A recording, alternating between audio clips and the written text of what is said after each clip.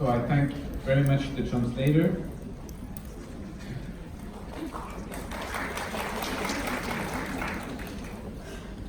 So you have most of the slides in your book. So maybe I'll try to keep it short because I think you have everything already in Vietnamese in your book. And only when messages are really important, only when I think that these are the take-home messages of this talk, maybe then I'll ask our translator to re-explain exactly what it is, so I am sure that you've got everything in mind. Trong cái cuốn tài liệu của hội nghị thì các bạn đã có cái bài slide và đã được dịch ra là tiếng Việt, và tôi nghĩ là các bạn có thể đọc và hiểu những cái vấn đề hết trong cái bài trình bày về chung, và những cái vấn đề nào mà quan tâm các bạn cần phải hiểu rõ thì tôi sẽ chú tâm vô cái slide đó và dịch và cắt nghĩa kỹ những cái slide đó. So the first thing is that we've issued very recently guidelines from EastWork on the ultrasound assessment of biometry and growth. So I would encourage you to have a look to these guidelines. Gần đây chúng ta thấy là có một cái hướng dẫn của Hiệp hội ASUP về cách đánh giá và đo đạc các chỉ số sinh học của thai. So ultrasound is very important in the assessment of fetal biometry and fetal growth, and this is the first concept that you need to understand. It is the difference between fetal size, which is the biometry at a given time point, and growth, which is how these biometry are changing over time and which reflects how the baby is doing well. Và khi sử dụng các siêu âm thì chúng ta nên phân biệt hai cái khái niệm. Thứ nhất là các cái số đo sinh trắc học của thai, đó là chúng ta dùng cái công cụ siêu âm để đo đạc các cái chỉ số tại từng thời điểm. Nó khác với cái khái niệm là tăng trưởng growth, nghĩa là những cái số đo đó nó thay đổi theo thời gian với cái tốc độ như thế nào, nó đánh giá được cái tiến trình tăng trưởng của em bé phát triển như thế nào. So what we are looking for is IUGR, which is the failure to achieve your normal growth potential, and we know that such IUGR is associated with increased morbidity and mortality. Và chúng ta biết cái khái niệm mà thai giới hạn tăng trưởng trong tử cung, thì cái thai giới hạn tăng trưởng trong tử cung nghĩa là theo định nghĩa là không đạt được cái tiềm năng tăng trưởng mà chúng ta kỳ vọng, và đi kèm với cái thai giới hạn tăng trưởng trong tử cung là sẽ gia tăng bệnh suất và tử suất. And this is different from being only small, and smallness is what we are looking for by ultrasound. Being small might indicate that you are indeed IUGR, but you can very well be small without being IUGR. You're just constitutionally small, but you can also be IUGR without being small. If you were programmed to be at the 80th centile and you end up at the 20th centile, you are IUGR, but you are not small. So it's very important to understand the differences between these concepts. Những cái khái niệm này nó có thể là những cái vòng mà nó có phần sẽ trùng lắp lên nhau. Ngay cả cái khái niệm mà thai nhỏ thì về mặt định nghĩa là nó không liên quan tới cái bệnh lý, nhưng mà những cái trường hợp mà chúng ta đo ra những cái mốc gọi là nhỏ đó thì cũng có một cái tỷ lệ thực sự nó là thai giới hạn tăng trưởng trong tử cung. Và cũng giống như ở cái khái niệm đối lập lại thì thai, ví dụ như nó được mặc định đó là một cái thai giới hạn tăng trưởng trong tử cung, ban đầu chúng ta đo là ở vị bách phân thứ 3 nhưng sau đó sanh ra ở vị bách phân thứ 20 chẳng hạn, thì không có nghĩa là do nó từ chuyển thành IUGR thành một cái thai nhỏ trong tử cung. So again, we are interested in growth problems because we know that if you are either too big, microsomic, or if you are growth restricted, you have an increased morbidity and mortality. So are these concepts completely clear to everybody? Và chúng ta phải hiểu đó là cái khái niệm về tăng trưởng. Chúng ta phải nắm rõ cái khái niệm này. Ví dụ như ta dùng cái ngưỡng cut-off trên vị mét phân thứ 90 chẳng hạn, là dưới 10, nghĩa là những cái cut-off đó nếu dưới đó thì là một cái thai giới hạn tăng trưởng thai nhỏ, còn nếu trên đó là một cái thai to. Đi kèm với cả hai cái cực đầu của cái tăng trưởng đó đều liên quan tới bệnh sốt và tử sốt tăng lên. Okay? Okay, everybody? Okay, great. So just to illustrate again the difference between fetal size, which is at a given time point, and fetal growth, which is how it evolves. That is completely different. Thầy xin nhắc lại là kích thước của thai là số đo tại một thời điểm, còn tăng trưởng của thai là một cái quá trình diễn tiến theo thời gian của cái số đo đó. So if you look at the picture of this guy, September 2019, you may think that he's fat, but if you look at him 2 months before, eventually you realize that he is losing weight. Okay? So that's the difference between size just at a given time point and growth, which is the evolution of the parameters. Một cái hình minh họa chúng ta thấy đó, hai người đàn ông, nếu mà tháng 9 và tháng 7 thì nhìn vô tháng 9 thì ta xác định ngay, đo đạt ra là cái bạn đó bị béo phì. Nhưng nếu mà chúng ta coi ngược lại chút xíu thì là ở cái thời điểm tháng 7 cũng béo phì, nhưng cái tốc độ là họ có giảm cân, tức là họ có giảm về cái tốc độ tăng cân. Of course, you need to be certain about gestational age. Và khi mà chúng ta đánh giá nó tăng trưởng như thế nào, cái mốc theo thời gian, thì chúng ta phải xác định cho đúng và chính xác cái tuổi thai. Because in some cases, what you think is abnormal biometry is in fact incorrect dating. Và nếu mà chúng ta đo đạt và chúng ta áp lên cái biểu đồ thời gian mà tính tuần tuổi thai sai, thì thực sự ra chúng ta đánh giá nó giới hạn tăng trưởng, nhưng mà thực sự ra đúng theo cái tuổi thai mà lùi về thì nó lại là phát triển phù hợp. So gestational age is the first important issue. You need to be sure about it. Second important thing is that you need to measure properly. Vậy thì trở lại, khi chúng ta nói tới giới hạn tăng trưởng thì trước tiên điều kiện tiên quyết là chúng ta phải có cái tuổi thai chính xác, và cái thứ hai chúng ta nói đến là kỹ thuật đo đạc cũng phải tốt. So these are the main measurements that you know. You should measure these parameters, and in some cases, if you like to use it, you may also calculate the estimated fetal weight. It is only an estimation that is based on the parameters that you have measured. Chúng ta đo những cái số đo của thai, ví dụ như trên hình của thầy là những cái số đo, và chúng ta dựa cái số đo đó, chúng ta áp trên cái công thức, nó sẽ ra cái ước lượng cân thai. Cái cân thai này là một cái cân thai ước lượng do chúng ta áp dụng trên một cái phương trình để mà tính toán dựa trên những cái số đo mà chúng ta đo đạt được, chúng ta gọi chỉ là ước lượng cân thai. So there are advantages of using estimated fetal weight.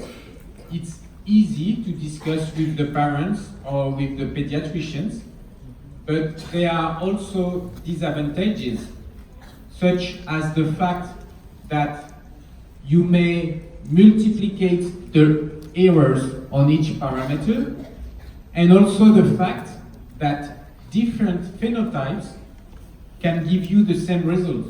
If you have a big head and small abdomen circumference, or if you have a big abdomen and a small head, you can end up with the same estimated fetal weight. Khi mà chúng ta dùng cái ước lượng cân thai thì đúng nó có những cái mặt lợi là chúng ta dễ nói chuyện với lại cặp vợ chồng, chúng ta dễ nói chuyện với các bác sĩ nhi về cái tình trạng thai, nhưng song hành với nó là nó cũng có những cái yếu tố bất lợi. Ví dụ khi chúng ta đưa lên cái phương trình tính toán mà chỉ cần một cái số đo sai lệch mà chúng ta nhân hệ số lên thì cái sai lệch đó sẽ bị nhân lên rất là nhiều. Cái thứ hai là nó sẽ không cho chúng ta một cái kiểu hình để chúng ta đánh giá về em bé đó chính xác. Ví dụ như có những cái em bé nó chỉ có đầu nhỏ, hoặc có những em bé chỉ có bụng nhỏ, thì hai cái kiểu hình khác nhau nó chúng sẽ giúp cho chúng ta nhìn sâu hơn những cái kiểu mà thai khác nhau, mặc dù quy chiếu ra cái ước lượng cân nặng nó vẫn giống như nhau. Another important concept is that once you have calculated estimated fetal weight, you should report this value on a dedicated chart, not on a birth rate chart, because this is what is shown on this slide. Birth rate charts reflect a large proportion of premature growth neonates who are growth restricted. So, for example, at 30 weeks, most of the babies who were born at 30 weeks are growth restricted. So, if you compare a healthy fetus that is in utero to a population of neonates who are largely growth restricted, you will end up with a misinterpretation. So it's important not to compare estimated fetal weight with birth weight charts. Và một cái vấn đề mà thực sự rất quan trọng mà tôi nhấn mạnh hôm nay nữa là khi chúng ta có một cái con số ước lượng cân nặng, chúng ta phải quy chiếu đặt cái ước lượng của chúng ta tính toán trên cái biểu đồ của ước lượng cân nặng, chứ chúng ta không lấy cái số đo ước lượng cân nặng, chúng ta đem áp lên cái biểu đồ của cái cân nặng khi sanh. Cái birth weight chart là một cái biểu đồ cân nặng khi sanh. Tại sao nó sẽ làm cho chúng ta diễn dịch sai lệch? Vì khi mà cái biểu đồ cân nặng khi sanh đó nó lấy mẫu vô thì nó sẽ lấy mẫu luôn cả những cái em bé mà sanh ở những cái tuần tuổi thai nhỏ, những cái em bé sanh non tháng, thì em bé có giới hạn tăng trưởng trong tử cung, nghĩa là những em bé đó nó có vấn đề luôn. Thành ra chúng ta sẽ không có plot cái điểm mà chúng ta ước lượng cân thai trên cái biểu đồ gọi là ước lượng cân nặng khi sanh. Okay? Everybody's sleeping. Okay. Thì chắc là anh chị ok mạnh lên để cho thầy vui. Another important issue, I'll be quick on that, is quality control. You should assess the quality of your measurements. Các bạn phải kiểm soát cái chất lượng đo đạc, vì cái này chúng ta đang dựa trên những cái số đo, thành ra chúng ta phải kiểm soát cái chất lượng của cái việc đo đạc. So you should look at the quality of your images and look at the distribution of your measurements. Và chúng ta sẽ phải nhìn lên cái hình ảnh mà chúng ta đo đạc và nhìn vô những cái cách mà chúng ta, tức là những cái lần khác nhau chúng ta đo đạc đó nó như thế nào. Another very important issue, and I will be very brief on that, is the question of the choice of the reference chart you are using. You may know that there is a lot of debate going on about that. Và cái điều nữa là chúng ta phải quyết định trong cái chuyện mà chọn cái biểu đồ nào, thì thực sự cái chuyện mà chọn biểu đồ nào còn tranh cãi rất là dữ. Because it is a good way to treat growth restriction. If you think this baby is too small, tức là chúng ta sẽ nó liên quan đến cái cách xử trí mà khi mà chúng ta nhận định cái tăng trưởng của em bé này như thế nào. Ví dụ như đây là cái trường hợp, ví dụ chúng ta đánh giá là nó dưới vị bách phân thứ 3. Then you just need to change the chart. Cho cái biểu đồ này, vậy thì bây giờ chúng ta áp lên một cái biểu đồ khác đi thì sao? And now is okay. Và bây giờ thì nó bình thường. Và cái biểu đồ đó, cái plot điểm đó nó trở nên là ở vị bách phân thứ 15. So for one measurement, different charts will give you different results. Và chúng ta thấy nếu mà chúng ta đưa những cái điểm chấm ước lượng cân nặng đó trên những cái biểu đồ khác nhau thì diễn giải của chúng ta hoàn toàn khác nhau. So this is really important, and you see, for example, at different gestational age, the measurements are very different from one chart to another. Và đây là một cái bảng tham chiếu thầy đưa ra cho chúng ta thấy một cái minh họa là chúng ta có nhiều cái biểu đồ, và những cái biểu đồ đó, ngay cả những cái mốc mà cắt vị bách phân nó cũng đều khác nhau. So there is a lot of debate going on throughout the world about which chart we should be using, and I don't know if you have a consensus in Vietnam, but it's really something complicated, and there are some people who are pushing to use what is called prescriptive standards, which is a kind of target growth that anyone should achieve all around the world, versus the use of what are called descriptive charts, which only reflect how the growth is in a given country at a given time point. And there is a lot of debate between using prescriptive standards or descriptive charts. Cái câu chuyện mà sử dụng hoặc là so sánh dựa trên cái biểu đồ nào là cái câu chuyện vẫn còn đang tranh cãi rất là nhiều ở khắp nơi trên thế giới. Tôi thì cũng không biết là ở Việt Nam thì các bạn có tranh cãi hoặc là có một cái đồng thuận về chuyện này hay chưa. Nhưng mà khi mà tôi biết là có một số nơi người ta sẽ đẩy cái chuyện mà chúng ta dùng cái biểu đồ gọi là prescriptive. Đó là một cái biểu đồ gọi là kỳ vọng. Kỳ vọng nghĩa là sao? Nghĩa là nó lựa chọn trên cái dân số mà tối ưu, nghĩa là ở tuần tuổi thai đó không có yếu tố nguy cơ thì em bé nó phải đạt được cái mốc tăng trưởng như vậy. Và cái prescriptive chart đó nó sẽ không có khác biệt giữa các cái quốc gia khác nhau. Và cái câu chuyện tranh cãi là nên chăng sử dụng cái gọi là cái biểu đồ kỳ vọng đó, hay là một cái biểu đồ gọi là mô tả là descriptive cho từng nơi của từng quốc gia. Thì cái câu chuyện dùng biểu đồ nào vẫn còn tranh cãi. So we decided to recommend prescriptive charts, but of course it depends on what are your national recommendations. So of course you should first follow the national recommendation that you have. Và đương nhiên thì chúng ta sẽ phải tuân theo cái hướng dẫn quốc gia khi mà chúng ta chọn cái biểu đồ nào. Thành ra tùy các bạn có thể chọn cái biểu đồ kỳ vọng hoặc là cái biểu đồ của tại quốc gia theo cái hướng dẫn của tại quốc gia. So now that you have performed the biometry, what is normal and what is abnormal? What is growth restriction? This is really complicated. How do you define growth restriction?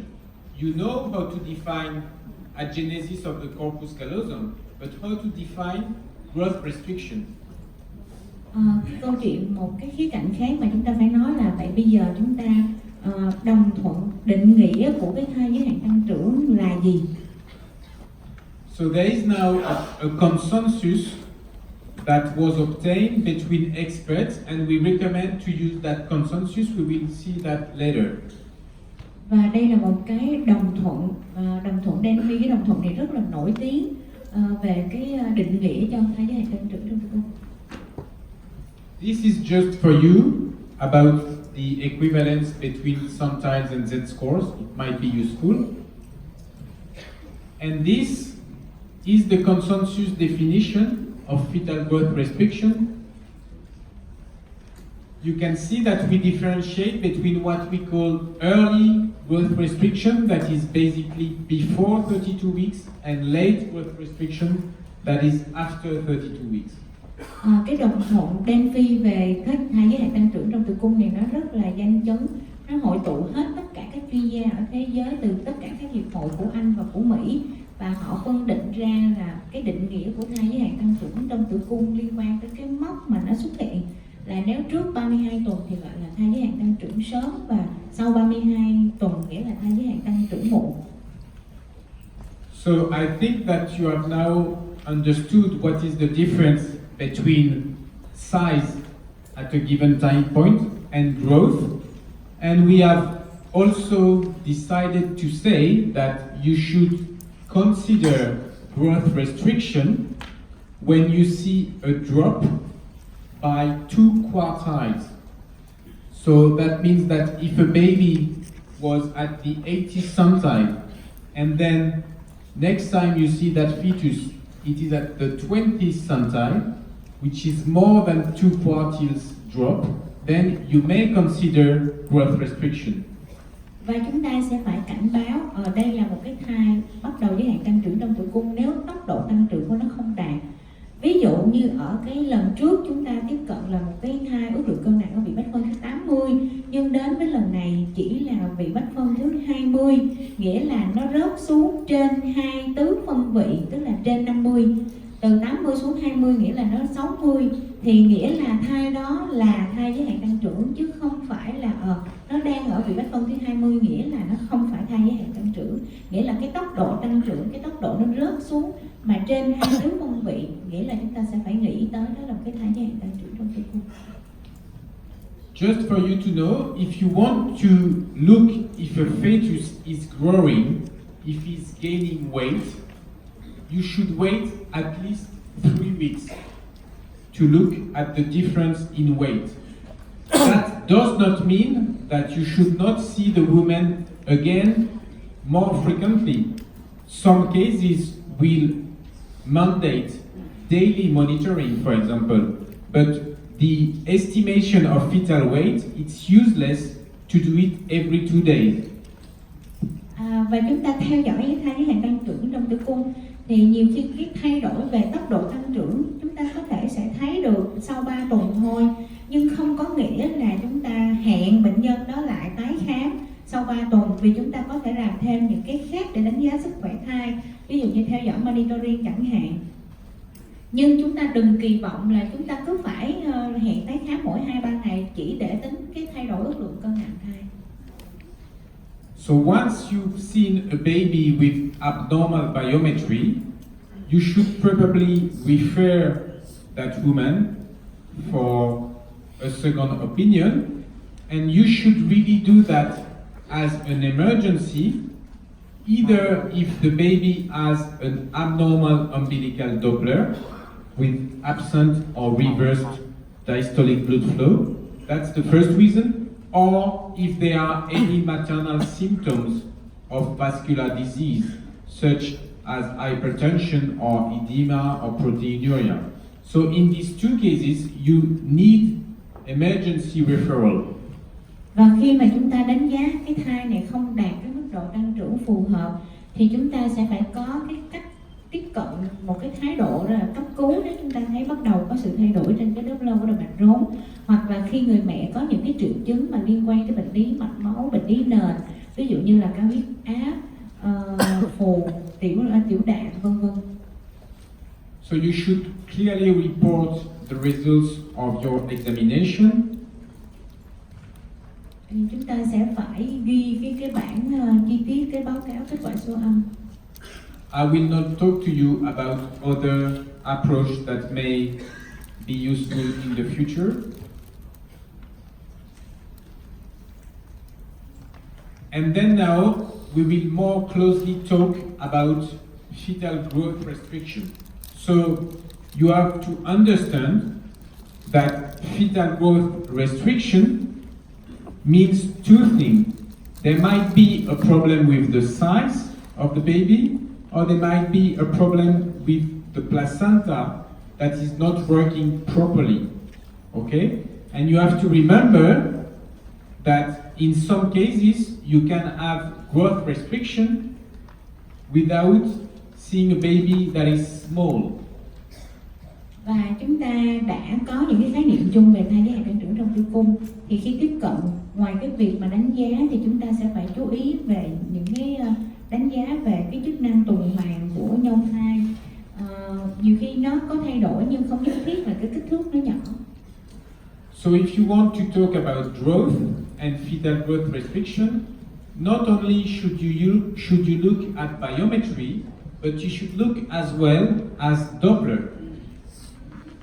Và chúng ta nhớ là không phải chỉ có đo đạc mà chúng ta sẽ phải chú ý đến đánh giá các Doppler. So what is growth restriction? You can see here a summary of many recent studies about growth restriction. And you can see that the definition of growth restriction in all these studies are different. Và chúng ta thấy đây là một cái bảng thầy cho chúng ta một cái nhận định là ngay cả cái định nghĩa thế nào gọi là một cái thai giới hạn tăng trưởng trong tử cung nó cũng khác biệt giữa các cái nghiên cứu khác nhau và những cái hiệp hội khác nhau. Trước đó là người ta định nghĩa, mỗi cái nghiên cứu sẽ dùng một cái định nghĩa về thai giới hạn tăng trưởng khác nhau. So hopefully now we came to a consensus and we differentiate two main problems. The first one is what is called early growth restriction. It's very easy. You will never miss early growth restriction because it's a baby that is 500 grams at 27 weeks with the mother who has hypertension, proteinuria, etc. Of course, I am exaggerating a bit, but it's really typical. You will not miss it. Hy vọng là sau cái đồng thuận đang phi thì chúng ta sẽ có một cái tiếng nói chung hơn về định nghĩa thai giới hạn tăng trưởng trong tử cung. Và trong cái bản đồng thuận đó chúng ta cũng có phân định là thai giới hạn tăng trưởng sớm hay là xuất hiện muộn. Và đối với cái thai giới hạn tăng trưởng sớm thì chúng ta rất là dễ chẩn đoán và chúng ta rất là dễ nhận định. Ví dụ đến với chúng ta ở một cái ước lượng cân nặng có 500 gram ở thời điểm 28 tuần, nghĩa là chúng ta rất là dễ dàng để nhận định và chẩn đoán ra đó là thai giới hạn tăng trưởng sớm. And your main problem is when should I deliver this woman? And at the opposite, there is late fetal growth restriction. The problem is that you will often miss it because you don't do ultrasound late in pregnancy. But in case you diagnose it, the management is not a problem because usually you will deliver the woman. So it's completely different early and late growth restriction. Cái thai giới hạn tăng trưởng sớm thì nó thường hay xuất hiện trong cái bối cảnh nhiều khi mẹ có một cái bệnh lý nền, ví dụ như tiền sản giật, cao huyết áp, đến với mình bị cao huyết áp, tiểu đạm. Còn cái thai giới hạn tăng trưởng muộn thì là một cái bối cảnh khác, tức là nhiều khi chúng ta bỏ sót, tức là chúng ta không nhận định ra đó là một cái thai giới hạn tăng trưởng muộn. Thì câu chuyện của thai giới hạn tăng trưởng muộn là nhận định và chẩn đoán ra, chứ còn xử trí thì nó dễ dàng hơn rất nhiều vì chúng ta không có e ngại về cái chuyện lấy thai non tháng. Thành ra cái xử trí mà chấm dứt thai kỳ của chúng ta nó dễ dàng hơn so với cái thai giới hạn tăng trưởng sớm. So the first one, early growth restriction, you can see here that of course it's before 32 weeks, baby with no other anomaly, and it's either abdominal circumference or estimated fetal weight below the third centile, or it could be only absent diastolic blood flow in the umbilical artery. That is enough. Just this Doppler anomaly, even with no size anomaly, to say this is growth restriction. Or it can be a combination of two of these spectrum, of these different items. This is early growth restriction. Cái đồng thuận đen phi thì định nghĩa rất là rõ ràng, tức là nếu mà chúng ta có cái chu vi vòng bụng hoặc là ước lượng cân nặng dưới vị bách phân thứ 3 hoặc là mất 600 trương động mạch rốn, nghĩa là chúng ta xếp nhóm nó và xuất hiện trước 32 tuần là chúng ta xếp nhóm đó là thai giới hạn tăng trưởng, nghĩa là chỉ cần mất 600 trương động mạch rốn và không cần cái tiêu chuẩn mà ước lượng cân nặng và chu vi vòng bụng, chúng ta cũng xếp đó nhóm vô đó là thai giới hạn tăng trưởng sớm. Hoặc là chúng ta dùng một cái định nghĩa ở phía sau thì cái group đó thì là cái tính về cái ngưỡng cắt của chu vi vòng bụng với ước lượng cân nặng là chỉ cần dưới 10, nhưng nó phải đi kèm với một trong hai cái tiêu chuẩn là bất thường của đất đo động mạch rốn là trên 95 về bách phân thứ 95 hoặc là đất đo động mạch tử cung trên về bách phân thứ 95. So as I said, your problem is when to deliver. Cái câu hỏi đặt ra trong thai giới hạn tăng trưởng sớm đó là bây giờ chấm dứt thai kỳ như thế nào, ở thời điểm nào? And you know that it is important to wait because you can see that there is a huge increase in survival at this very early gestational age. At this early gestational age, each additional day means 2% of survival in addition. You can see it here. So that makes a big difference. Và chúng ta phải hiểu cái câu chuyện là việc kéo dài từng ngày một trong cái khoảng mà sớm này nó rất quan trọng. Ví dụ như mỗi ngày thì bé nó sẽ có cái cơ hội sống tăng lên 2%. Tức là càng sớm thì cái khoảng thời gian kéo dài thêm nó càng có ý nghĩa nhiều trong cái việc mà tăng cái tỷ lệ sống còn lên. So very briefly, in early gestational age,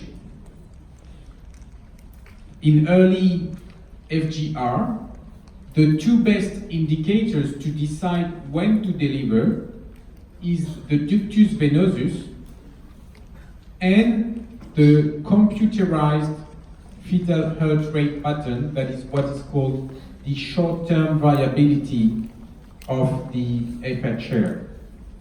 These are the two main indicators to tell you you should deliver the baby. Vậy thì cái thang điểm nào, cái thước đo nào để quyết định trong cái chuyện mà chúng ta bê bé ra, thì theo sau cái nghiên cứu của Truffaut thì người ta thấy là cái quyết định mà chúng ta bê bé ra là dựa vô những cái thay đổi trên cái ống tĩnh mạch và kết hợp với lại CTG điện toán. Thì cái computerized CTG đó là cái CTG điện toán, chỉ có nó mới phân tích ra được cái dao động nội tại ngắn hạn là cái short term variability. So when you are very early, as long as you have a diastolic flow, an A wave, a positive A wave in the ductus, or if you have a short-term variability that is above 3, you will try to keep going. Nghĩa là sao? Nếu mà chúng ta thấy một cái thai giới hạn tăng trưởng sớm, dù rất là nặng nhưng mà cái Doppler ống tĩnh mạch nó vẫn còn dương tính, nếu mà cái dao động nội tại ngắn hạn trên cái CTG điện toán mà trên 3 mili-giây thì chúng ta nên cố gắng là trì hoãn, khoan lại chấm dứt thai kỳ. And just to have simple message, keep in mind that if you have absent diastolic flow in the umbilical artery, then at 34 weeks, deliver. Một cái nói ngắn lại, cái tóm lại là nếu mà 34 tuần cái mất sống tâm trương nội mạch rốn là bê ra. And if you have reversed diastolic blood flow in the umbilical artery, we believe that as early as 30 or 32 weeks, you should deliver. Nhưng nếu mà bất thường, ví dụ như là Doppler sóng ống tĩnh mạch âm tính hoặc đảo ngược mà ở mới có 30 tuần thì chúng ta cũng phải bê ra. Now, late growth restriction, we have seen that it is more complicated because often you will miss it. Bây giờ chúng ta sẽ chuyển tới cái mảng thai giới hạn tăng trưởng khởi phát muộn. Nó xuất hiện sau 32 tuần. Cái mấu chốt của cái này là chúng ta không nhận định ra, chúng ta không nghĩ tới. So this is the definition of late growth restriction. Chúng ta nhìn trên bảng đó là cái định nghĩa thế nào gọi là thai giới hạn tăng trưởng muộn. And the problem is how you will screen for late growth restriction. Probably it is useful to have a policy of routine third trimester ultrasound. Vậy thì làm sao chúng ta tránh được cái việc mà bỏ sót thai giới hạn tăng trưởng muộn? Cái câu hỏi đặt ra cũng lại là bàn cãi trong nhiều cái nghiên cứu là chúng ta có nên là làm cái siêu âm thường quy trong quý cuối hay không? And what you are afraid of in late growth restriction is the risk of intrauterine fetal death, and we know that it is increased in case of late growth restriction. Và chúng ta thấy là cái nguy cơ thai mất trong tử cung đó, nó có liên quan tới rất là nhiều những cái trường hợp là thai giới hạn tăng trưởng xuất phát muộn. The problem is that the patterns of anomaly of Doppler is not as typical as in early growth restriction, and it's much more difficult to find good indicators to tell you when to deliver. Và cái vấn đề đau đầu là cái thay đổi mà bất thường diễn tiến Doppler của cái thai giới hạn tăng trưởng muộn nó khác hẳn so với cái thai giới hạn tăng trưởng sớm, và cho tới bây giờ chúng ta vẫn chưa có rõ ràng về cái đâu là cái mà bất thường mà chúng ta tiên quyết trong cái chuyện mà chấm dứt thai kỳ. However, the cerebral placental ratio seems to be a good sign for growth restriction. So when you see a baby that is small late in gestation, if you find that the cerebral placental ratio is abnormal, that's a good indicator to say that this baby is not only small, but he is also growth restricted. He is not growing normally anymore, and you should deliver that baby. Và người ta thấy có một cái chỉ báo để chúng ta sử dụng rất là hiệu quả, đó là cái chỉ số não nhau CTA. Thì nếu mà chúng ta tiếp cận một em bé mà ở thời điểm trễ của thai kỳ và chúng ta thấy có cái sự thay đổi trên cái chỉ số CTA, đó có thể là một cái mốc để mà chúng ta quyết định mà chấm dứt thai kỳ. You should also probably deliver a baby who shows a slowing in his growth, or a baby that is very small, that is below the third centile, or a baby that is just small and that is now 38 weeks. Because there is no meaning going after 38 weeks with a small baby.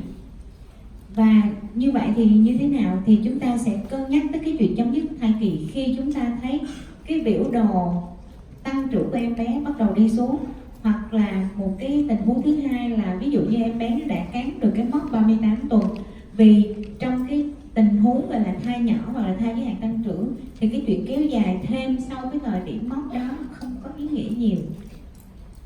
So just to summarize, in early growth restriction,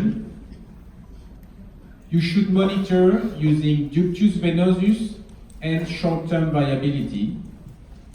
Tóm lại, để theo dõi thai giới hạn tăng trưởng sớm, chúng ta sẽ sử dụng cái vũ khí đó là đo Doppler của ống tĩnh mạch và cái dao động nội tạng ngắn hạn trên CTG điện toán.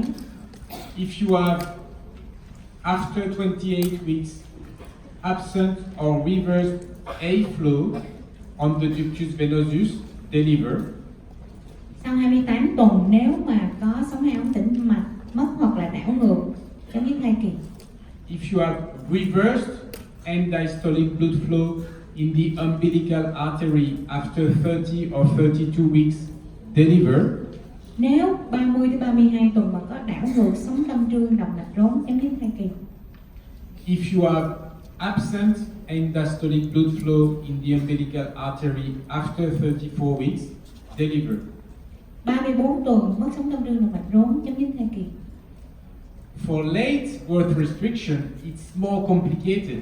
It's more difficult to diagnose, so you should not only look at biometry, but try to look at maternal history, look at the velocity of the biometric parameters, look at the Doppler, including the cerebral placental ratio.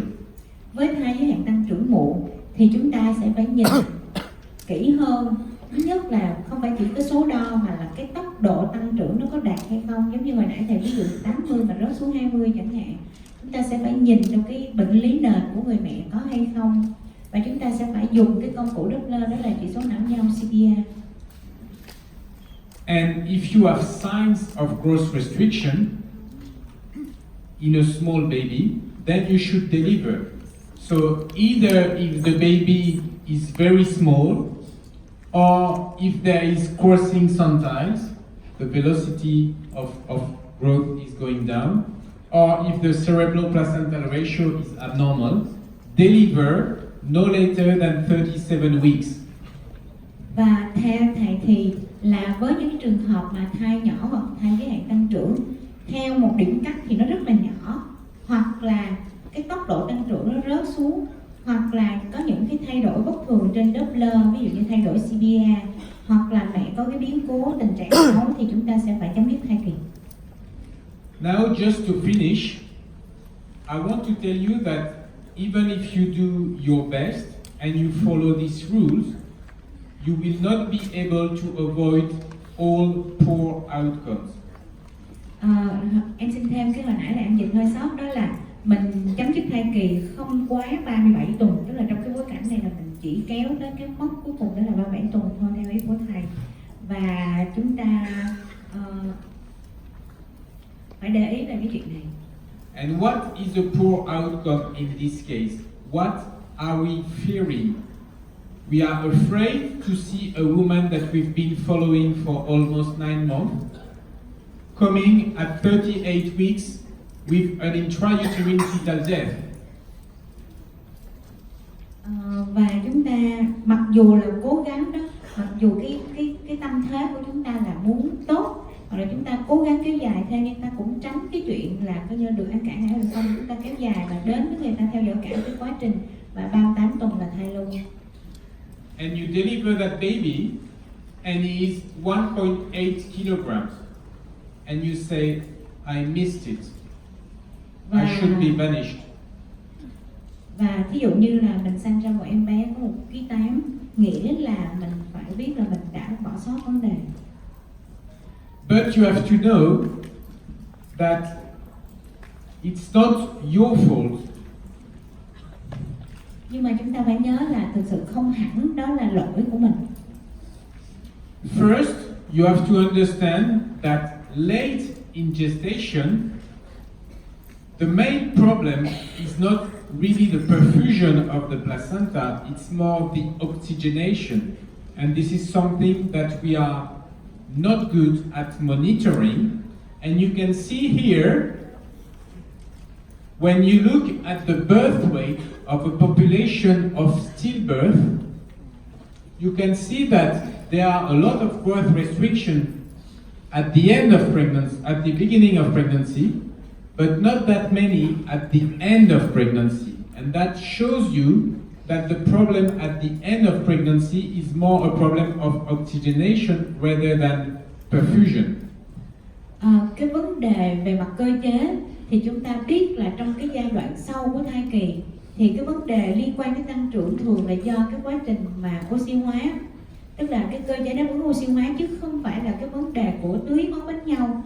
Thì cái biểu đồ hồi nãy thầy có đưa chúng ta thấy ở trên bảng của tiếng Việt còn là chúng ta thấy đây là một cái biểu đồ phân phối của những cái trường hợp thai lưu. Thì chúng ta thấy là trong cái cực đầu đâu đó khoảng đầu thì đúng là có thai giới hạn tăng trưởng nhiều, nhưng thai lưu mà ở cái cực đuôi thì chúng ta thấy những cái plot điểm của nó không phải là những cái trường hợp thai giới hạn tăng trưởng. And the second important reason why we are not always to be blamed is that when a fetus dies in utero, he starts losing weight. And this is a very important publication that has been, I think, a bit overlooked by people. It's a very interesting study by Neil Sevier, where he shows the loss in weight of a fetus that is died in utero. And you can see that from the moment the fetus died, he starts losing weight. So that baby that we were talking about 3 minutes ago, with intrauterine fetal death and with a weight of 1.8 kilos at the moment of the pathological examination, maybe when he died in utero 1 week before, maybe he was 2.2 kilos. So there is a huge overestimation of growth restriction in stillbirth. And it is because babies are losing weight once they are dead in utero. And this is something really important to know. Thầy muốn đưa ra cái khái niệm là chúng ta phải nhớ là khi mà thai chết trong tử cung thì nó sẽ mất ký và nó sẽ khác so với cái thời điểm mà cái em bé đã mất đó sanh ra đời. Và nếu mà chúng ta đưa lên cái khái niệm đó nghĩa là sao? Ví dụ như bây giờ chúng ta có một thai lưu lúc sinh ra em bé cân nặng là 1,8 kg, Nhưng thực sự khi mà ở cái thời điểm em bé mất, đó là một tuần trước, thì em bé đó là 2,2 kg, nghĩa là nó không có bị giới hạn tăng trưởng trong tử cung. Nhưng khi em bé nó đã lưu rồi thì em bé nó sẽ mất ký.